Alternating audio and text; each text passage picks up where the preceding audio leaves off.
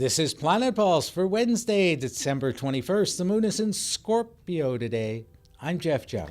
And I'm Rick Levine. Often when the moon is in Scorpio, we deal with things on an internal basis that we don't necessarily express outwardly, that allows us to change or mutate or metamorphosize something that's dark or difficult into something that's more socially acceptable. Yeah, I think that's a great way to put it. The key is being willing to face our shadow. Yes. The psychologist Carl Jung's notion of the shadow is the place of denial that we all have. We put things in, and the moon in Scorpio can, at its best, be a psychotherapeutically rich day of diving into the shadow.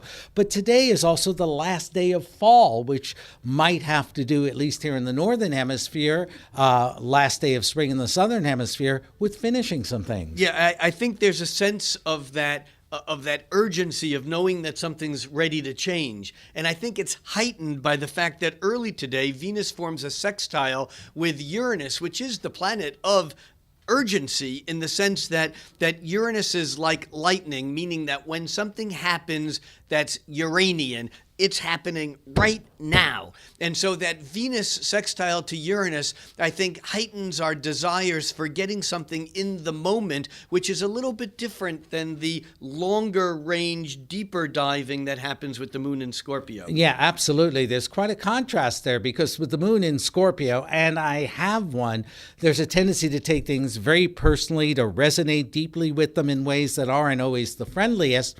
And yet, sociable Venus in Aquarius, and a harmonious hookup with Aquarius's progressive ruling planet Uranus, is basically about open-mindedness, enjoying new pleasures, enjoying new forms of taste. So I would encourage a little social experimentation in spite of our shadowy fears. I'm Jeff Jower. And for Planet Pulse, I'm Rick Levine.